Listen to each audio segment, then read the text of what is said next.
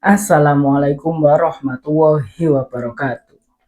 Pernahkah kalian membayangkan bagaimana rasanya bekerja sebagai sopir ambulans tengah malam, mengantar jenazah orang asing ke rumah duka yang ada di kota lain, melintasi jalanan yang sepi?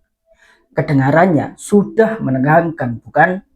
Tapi bagaimana jika di tengah-tengah perjalanan kalian mendengar ada suara dari arah peti belakang yang kalian bawa?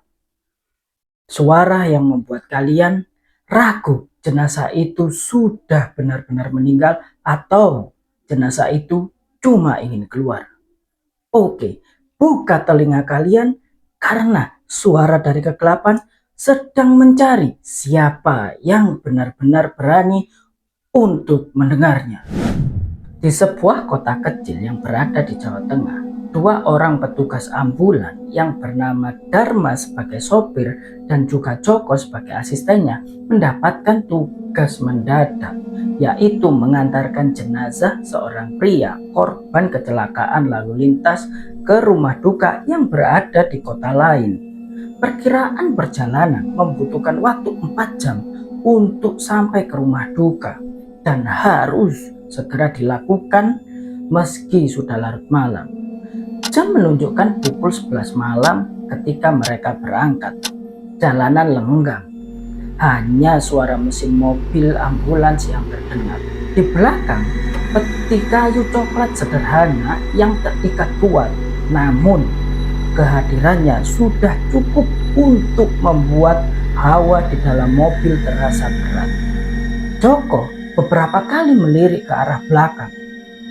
Meskipun ia mencoba untuk menenangkan diri dengan membuka ponselnya dan bermain ponselnya, tetap saja dia merasa bahwa ia seperti sedang diawasi dari arah belakang. Udah, jangan nengok ke belakang terus, bikin aku ikut merinding aja, kata Dharma bercanda. Joko cuma terkekeh kaku sambil menelan ludah. Sekitar 40 menit perjalanan berlalu, hujan turun. Suara wiper menggosok dengan ritme yang monoton. Di samping kiri dan kanan hanya terlihat sebuah sawah dan hutan yang gelap tanpa penerangan. Hingga beberapa menit kemudian terdengar suara ketukan dari arah peti belakang. Pelan dan berulang. Joko langsung menoleh ke arah belakang. Mas, kamu dengarkan yang barusan? Tapi Dharma cuma membalas seperti ini. Alah, itu paling cuma jalanannya jelek sehingga petinya terguncang. Akhirnya Joko sedikit tenang di sini, memikir ya itu mungkin aja terjadi. Hingga akhirnya beberapa saat kemudian suara itu muncul kembali. Kali ini lebih jelas dan lebih berirama.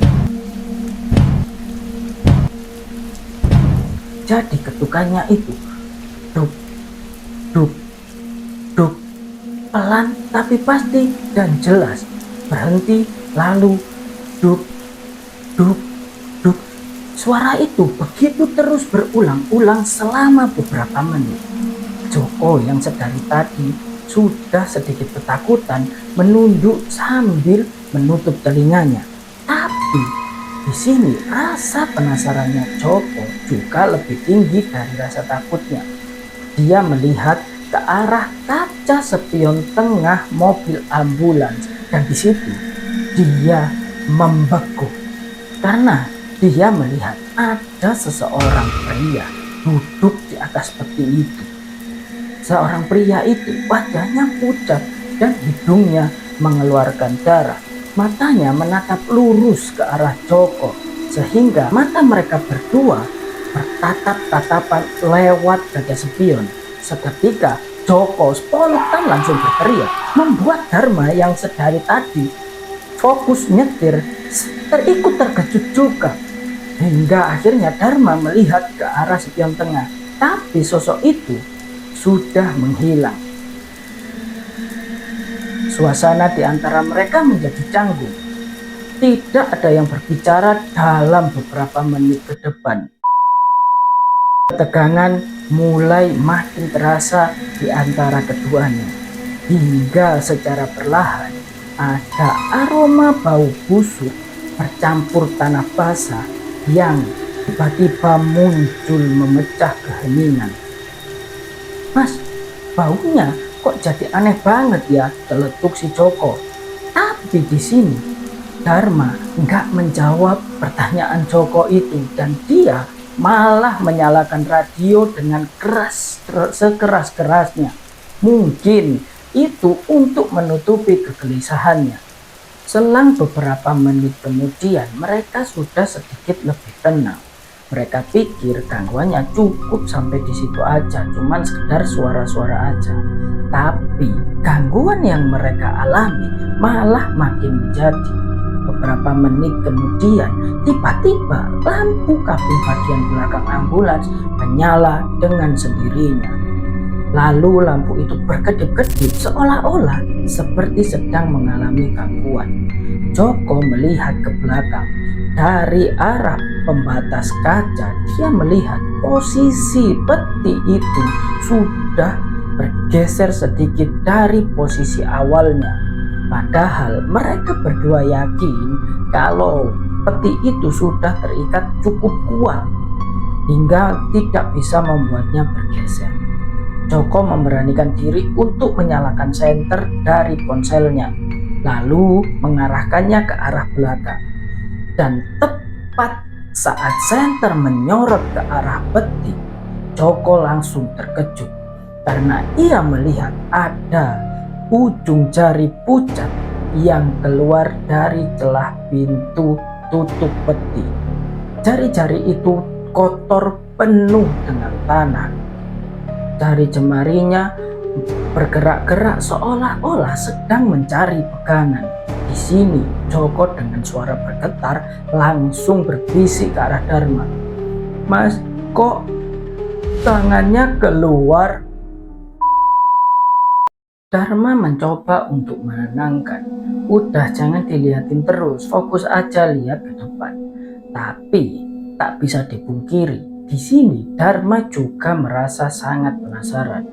Dia juga ingin melihat sebenarnya apa yang ada di belakang. Akhirnya dia membuat keputusan yang menurutku salah, sob. Dia memutuskan untuk melihat ke arah kaca spion tengah. Dan saat dia melihat kaca spion tengah, di situ dia merasa jantungnya seperti berhenti. Karena dia melihat ada seorang pria duduk di atas peti diam. Wajahnya pucat, namun tubuhnya berlumuran darah. Kepalanya miring, tapi gak wajar, kayak patah gitu.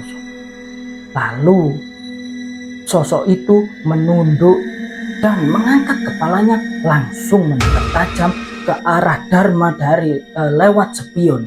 Seketika Dharma langsung terkejut, dia menginjak gas lebih dalam. Mobil ambulans melaju dengan begitu cepatnya. Namun di sini Dharma juga sadar, bagusnya dia sadar bahwa keadaan di luar sedang hujan deras, hingga dia takut tergelincir. Akhirnya dia mengerem dan melambatkan laju mobil ambulans hingga dia berhenti di pinggir jalanan untuk menenangkan diri sebentar. Namun saat mereka berdua berhenti dan menenangkan diri sebentar, tiba-tiba mesin mobil ambulans mati total. Semuanya jadi gelap gulita, yang terdengar hanya suara hujan deras. Lalu dari arah belakang, suara itu terdengar kembali, lebih cepat dan lebih kuat, seolah ada seseorang yang memaksa ingin keluar dari dalam peti itu. Joko histeris, dia ketakutan, dia mencoba untuk membuka pintunya, tapi pintu ambulans tapi tetap tidak bisa terbuka. Sedangkan Dharma mencoba untuk menyalakan mesinnya kembali. Joko yang sedari tadi panik, dia kan terus melihat ke arah belakang. Dia dimarahi, udah jangan lihat terus, lihat aja, fokus ke depan. Tapi entah kenapa Joko ini nggak bisa mengalihkan pandangan dari arah belakang, hingga akhirnya mereka berdua menatap ke arah kaca spion tengah, dan keduanya langsung terkejut. Untung di sini mereka nggak kecelakaan. Mereka berdua melihat sosok pria itu, sosok jenazah itu duduk di atas peti, menatap langsung ke arah kaca spion, sehingga mereka bertiga bertatap-tatapan secara langsung. Wajah pucatnya membuat bulu kuduk mereka semua semakin meremang. Di sini Joko sudah hampir pingsan berkali-kali, tapi Dharma mencoba untuk menguatkannya. Bentar lagi sampai, Jok. Kuat, Jok. Akhirnya Joko mencoba untuk terus bertahan. Dharma dengan fokus sambil panik menyetir juga bergetar. Lalu di sini Joko dengan beraninya lagi, dengan rasa penasaran lagi, dia menoleh lagi ke arah belakang. Kali ini Joko sudah nggak sanggup lagi untuk menahannya. Dia langsung pingsan. Kenapa? Karena dia melihat sosok itu duduk dengan santainya sambil tertawa, seolah-olah menertawakan ketakutan mereka berdua. Joko langsung pingsan dan Dharma di sini juga malah semakin panik. Gimana nggak panik? Satu-satunya asistennya, satu-satunya teman perjalanannya pingsan. Akhirnya Dharma nggak mempedulikan Joko yang pingsan. Dia terus aja kebut mobilnya menembus derasnya hujan. Nggak peduli sama yang di belakang, nggak peduli sama suara, nggak peduli sama Joko. Akhirnya saat azan subuh berkumandang, Dharma sudah tiba di rumah duka. Dia berhenti sebentar untuk menenangkan diri, menghilangkan kepanikannya. Joko masih pingsan di sini. Hingga beberapa menit kemudian saat Dharma sudah mulai tenang, dia mulai membangunkan Joko. Jok, Jok, ayo bangun Jok, jangan tidur terus, kata Dharma sambil bercanda. Lalu saat mereka berdua akan membuka pintu belakang ambulans, mereka berdua sedikit gemetar. Mereka berdua saling melihat, apakah yang kita alami barusan itu benar-benar terjadi atau enggak. Dan ketika mereka membuka pintu belakang ambulans, ternyata peti ambulans itu tidak bergeser sedikit pun dari posisi awal mereka berangkat. Ikatannya masih tetap kuat seperti sama saat pertama kali mereka berangkat. Aneh, mereka berdua saling berpandang-pandangan. Lalu mereka berpikir, apa yang barusan kami alami? Apakah arwahnya memang tidak ingin dibawa ke rumah? Joko sempat berpikir seperti itu. Hingga akhirnya jenazah sudah diberikan ke keluarga korban kecelakaan. Dan di sini Joko dan Dharma ingin beristirahat sampai nanti siang hari dan gak berani langsung pulang ke rumah mereka masing-masing karena mereka masih sedikit shock dengan gangguan tadi yang mereka alami. Oke sob, gimana menurut kalian pengalaman Dharma dan Joko barusan? Menegangkan bukan? Oh ya, maaf ya kalau penyampaianku di sini kurang enak atau kurang nyaman. Kasih saran aja di kolom komentar gimana aku harus ngebawain ceritanya. Biar aku lebih improve untuk kedepannya pas bawain cerita dari kalian. Cerita ini sebenarnya menegangkan sob. Waktu aku baca dari kirimannya itu Dharma sama Joko ini nama samaran ya. Itu aku cukup tegang loh. Cuman aku aja yang ngebawainnya kurang mantap lah. Kasih saran dan komen.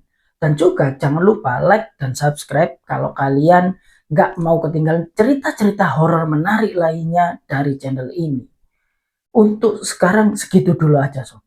Terima kasih. Wassalamualaikum warahmatullahi wabarakatuh.